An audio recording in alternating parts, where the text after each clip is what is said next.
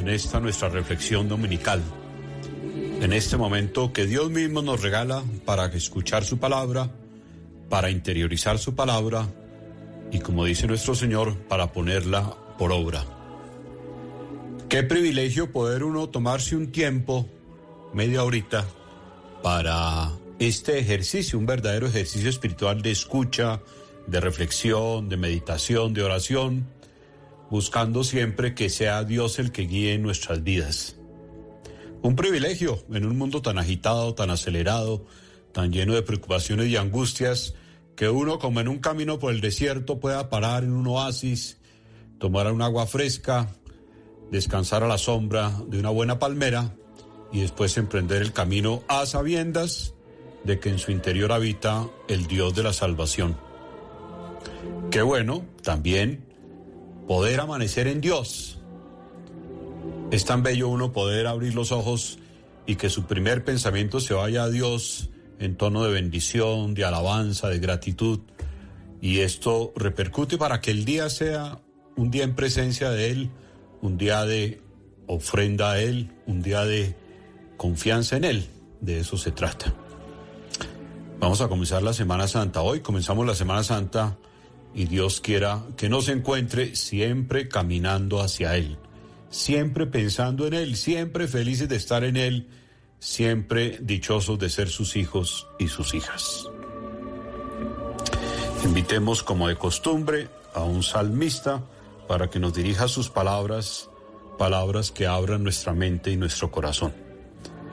Hoy el Salmo 24, que dice así: Del Señor es la tierra y lo que contiene, el mundo y todos sus habitantes, pues Él la edificó sobre los mares y la puso más arriba que las aguas. ¿Quién subirá a la montaña del Señor? ¿Quién estará de pie en su santo recinto? El de manos limpias y de puro corazón, el que no pone su alma en cosas vanas ni jura con engaño. Ese obtendrá la bendición del Señor y la aprobación de Dios su Salvador. Así es la raza de los que le buscan, de los que buscan tu rostro, Dios de Jacob. Ea, puertas, levanten sus dinteles, elévense portones eternos, y que pase el Rey de la Gloria. ¿Quién es ese Rey de la Gloria? El Señor, el fuerte, el poderoso, el Señor valiente en la batalla. Puertas, levanten sus dinteles, elévense portones eternos, y que pase el Rey de la Gloria. ¿Quién es ese Rey de la Gloria? Es Yahvé, Dios de los ejércitos. Él es el Rey de la Gloria.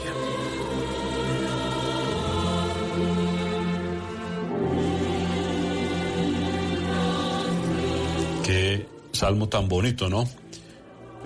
Es como una invitación a que todo el mundo esté dispuesto a recibir al Rey de la Gloria y que todo el mundo esté dispuesto a subir al monte de Dios, al monte donde Él nos está esperando.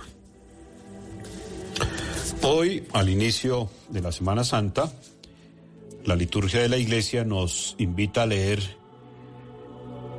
el Evangelio de San Lucas, en el capítulo 19, los versículos 28 a 40. Allí está escrito lo siguiente: En aquel tiempo Jesús pasó adelante y emprendió la subida hacia Jerusalén. Cuando se acercaban a Betfagé y Betania, al pie del monte llamado de los Olivos, Jesús envió a 2 de sus discípulos y les dijo: Vayan al pueblo de enfrente y al entrar en él encontrarán atado un burro que no ha sido montado por nadie hasta ahora. Desátenlo y tráiganmelo. Si alguien les pregunta por qué lo desatan, contéstenle que el Señor lo necesita.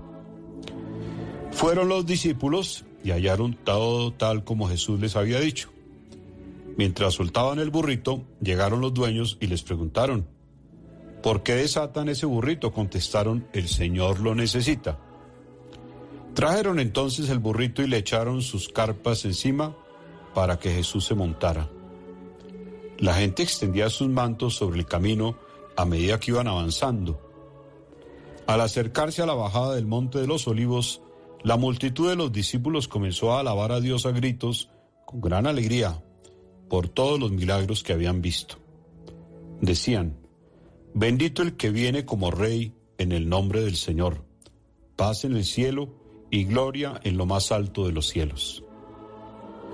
Algunos fariseos que se encontraban entre la gente dijeron a Jesús: Maestro, reprende a tus discípulos. Pero él contestó: Yo les aseguro que si ellos se callan, gritarán las piedras. Esta es, mis queridos amigos, la palabra del Señor.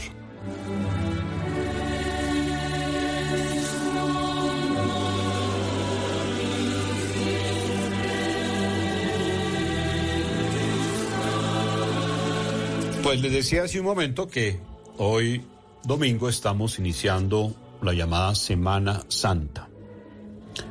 Una semana que la Iglesia nos propone para que nosotros hagamos también un verdadero ejercicio espiritual. Cómo me gustaría que cada vez los católicos y todos los cristianos entráramos con mayor decisión en este tipo de invitaciones. La Iglesia es madre y es maestra en la fe y nos propone cosas, nos enseña cómo relacionarnos con Dios, nos enseña qué nos ayuda en eso, nos propone actividades litúrgicas, actividades espirituales, actividades de reconciliación, en aras de que nuestra relación con Dios sea una relación viva, una relación enriquecedora, una relación que nos haga sentir la obra de Dios en la vida. Y nos propone esta semana, con sus días especiales, el Domingo de Ramos, jueves, viernes, sábado, domingo, pero también están lunes, martes y miércoles santos, días en los cuales uno puede, de muchas maneras, también ejercitarse espiritualmente. Es como si la Iglesia nos dijera a todos los creyentes: los invito a que en estos días cada uno, valiéndose de lo que ofrece la Iglesia, pero valiéndose también de su iniciativa, haga una especie de ejercitación espiritual, un repaso de su fe, una confirmación de su fe, un enriquecimiento de su vida sacramental, una aproximación mayor a la Sagrada Escritura, una presencia mayor en la caridad de alguna manera en esta semana. ¿Cómo quisiera uno, mis queridos oyentes, y esto puede sonar un poco ya como salido de moda, pero que cada vez los creyentes, los miembros de la Iglesia, hiciéramos de esta semana una verdadera Semana Santa, que pudiéramos superar un poco esa obsesión por el descanso, por el paseo, por la distracción total, por huir de las ciudades, sobre todo en Colombia, que se han vuelto unas ciudades supremamente difíciles, y pudiéramos como hacer el esfuerzo de decirle a nuestro Señor: voy a estar en tus asuntos, como lo decía Jesús cuando lo encontraron en el templo. Quiero estar en tus cosas, quiero cultivar mi alma, quiero cultivar mi espíritu, y por encima de todo voy a estar en tus cosas. Una invitación que ojalá tenga eco, por lo menos en una persona. Este evangelio que acabo de leer nos ilustra la decisión de Jesús de subir con toda la fuerza y toda la decisión a Jerusalén. Recordemos que, habiendo tomado esta decisión, el apóstol Pedro se había opuesto a Jesús. Pedro, que tanto amaba a Jesús, sabía lo pesado que estaba el ambiente en Jerusalén contra Jesús, y cuando Jesús anuncia todo lo que le va a pasar allá en Jerusalén, Pedro físicamente se atraviesa y le dice: de ninguna manera. Y es cuando Jesús le dice con dureza, pero con claridad: apártate de mi vista, Satanás, tú piensas como los hombres, no como Dios. Podríamos nosotros añadir, sin la autorización de Jesús: Pedro, si quieres pensar como Dios, tienes que subir conmigo a Jerusalén. Tienes que ir conmigo hasta el final de la misión. Tienes que perseverar en la dificultad. Tienes que ser capaz de cumplir la voluntad hasta el último día de tu vida. Y entonces Jesús emprende esta subida con esa claridad de la fidelidad a Dios y de la fidelidad a la misión recibida. Y lo hace de una manera que a uno le puede parecer aparentemente como hasta folclórica, encima de un burrito. Pero si nos vamos al Antiguo Testamento, este animal, la forma como va la persona sobre él, ese tomar un animal que no es propio, es en el fondo un gesto de realeza. Aquí viene alguien que es rey, y a los que lo van a seguir les corresponde, los que lo han seguido, descubrir de qué naturaleza es ese rey y ese reinado, que nada tiene que ver con los reyes y los reinados de este mundo. Y entonces el Evangelio nos hace pensar en todas estas personas que van siguiendo a Jesús, que lo han seguido y que están con él dispuestas a subir a Jerusalén, donde, como digo, él ya ha anunciado que va a ser muy maltratado, va a ser entregado, va a morir y va a resucitar. Seguidores. Por eso es que ahora en la Semana Santa, en muchos lugares, en muchas parroquias, en muchas catedrales, en muchas plazas y veredas, se realizarán procesiones, peregrinaciones. Y cabe entonces preguntarse uno, ¿para dónde van? Más aún, ¿a quién siguen?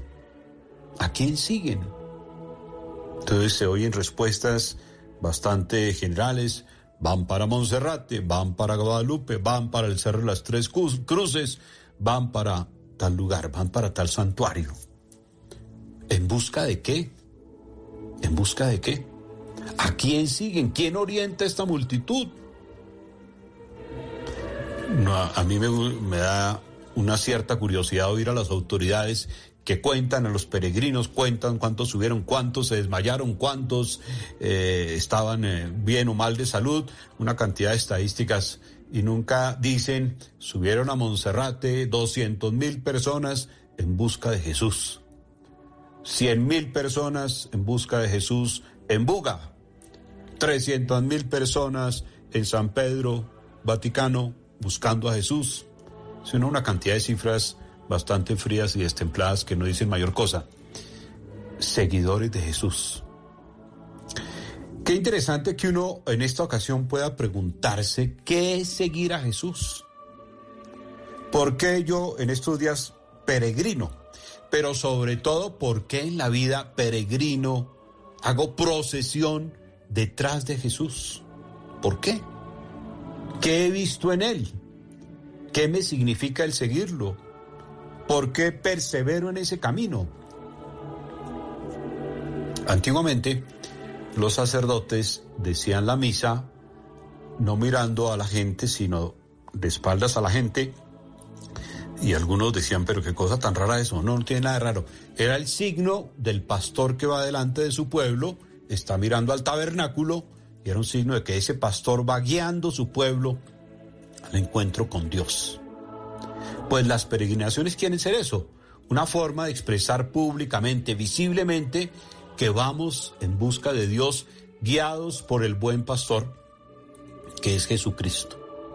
Y en la Semana Santa, la Iglesia nos escenifica litúrgicamente, y también con la piedad popular, esta búsqueda de Dios, guiados siempre por Jesucristo. Y desde luego que es muy bonito oír el Evangelio, cómo a Jesús lo seguía mucha gente que estaba absolutamente admirada porque lo habían visto hacer milagros, porque habían escuchado sus palabras, porque había atendido a los pobres y marginados, porque había sabido enfrentarse con valentía a los poderosos en el orden religioso, en el orden político. Y mucha gente se le va adhiriendo.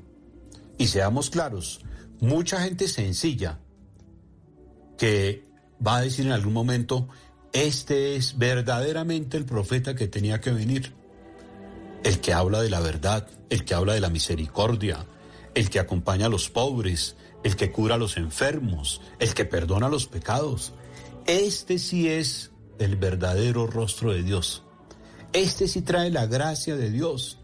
Este sí puede sembrar esperanza en tanta gente que nunca la había tenido, que no se le había permitido gozar de la esperanza en ningún sentido, que muchas veces ni siquiera tenía un motivo para vivir. Y de pronto aparece este que llaman profeta y, como dicen los discípulos de Emaús, empiezan a sentir que su corazón ardía a medida que oyen hablar a Jesús, a medida que comparten la Eucaristía con Jesús, en la medida en que van sintiendo sus palabras de salvación. Entonces, pensemos, y yo quiero invitarlos en esta semana a pensar en por qué soy seguidor de Jesús. No digo por qué creo en Jesús, eso está implícito, sino por qué sigo a Jesús, por qué voy detrás de Jesús, por qué me encomiendo a Jesús, por qué recibo el cuerpo y la sangre de Jesús, por qué leo o escucho la palabra de Jesús. En fin, por qué somos seguidores de Jesús. Y si quisiéramos encontrar una respuesta muy sintética, pues está en la misma aclamación del pueblo que ve llegar a Jesús a Jerusalén, cuando dicen a voz en cuello: bendito el que viene como rey en nombre del Señor. La razón de quienes siguen a Jesús entrando a Jerusalén es esa: bendito el que viene en el nombre del Señor. Qué sabiduría, qué fe profunda, tan sabia, ¿no? Seguimos a Jesús porque viene en nombre de Dios. Es como si hubieran descubierto por fin en quién sí pueden confiar, a quién sí pueden seguir. Es más, a quién deben seguir, porque allí está su salvación, su alegría, su esperanza, la razón de ser de su vida. Bendito el que viene en el nombre del Señor, en nombre de Dios. Bendito sea Dios que nos ha puesto a su Hijo entre nosotros. Bendito sea Dios que este Hijo además se ha dicho buen pastor, se ha dicho camino, verdad y vida, luz del mundo. ¿Cómo no seguirlo?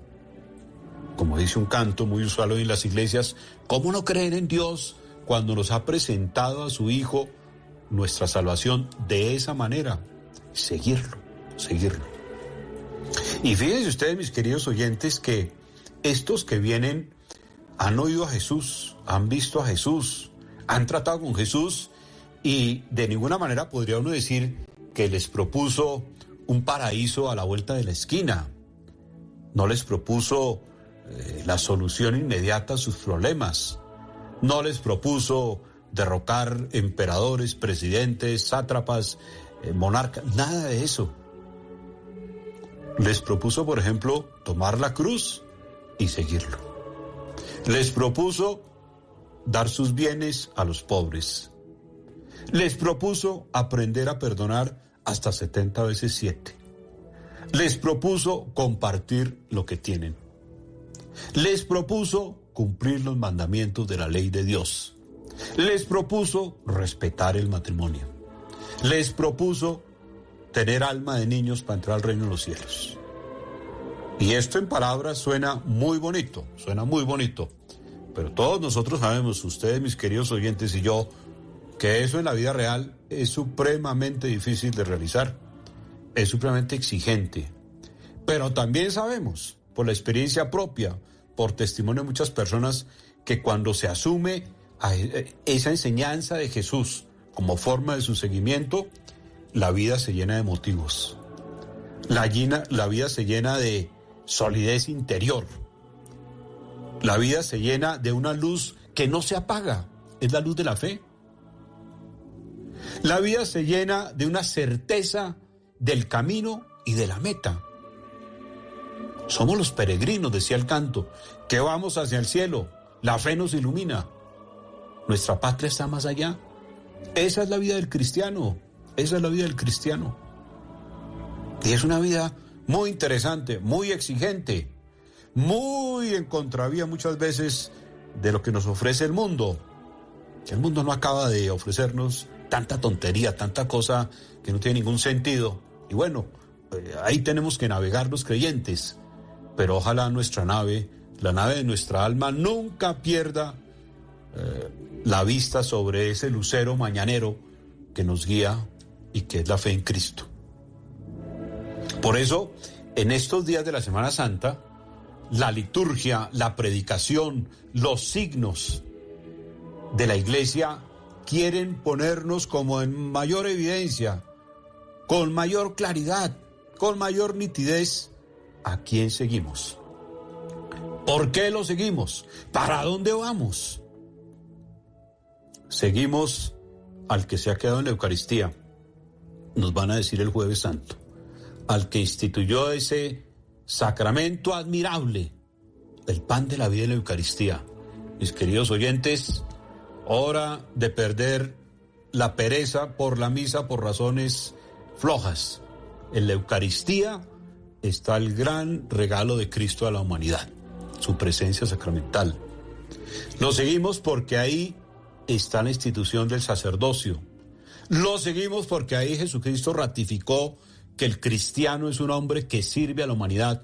Está en la escena del lavatorio de los pies.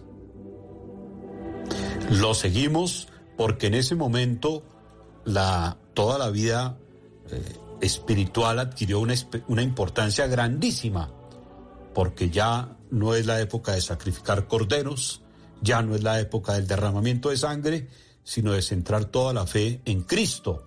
Y solamente Él, lo celebraremos el Viernes Santo, con su sangre derramada nos trae la redención.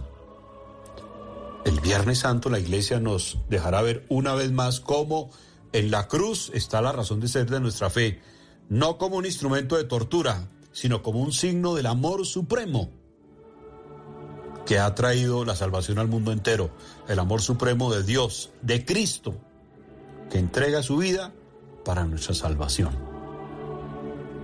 Allí está pagada toda nuestra deuda, pero se nos invita entonces a peregrinar hacia esa cruz, a decirle a nuestro Señor: aquí estamos, creemos en esto, asumimos la cruz, asumimos tu obra, queremos vivir esa obra.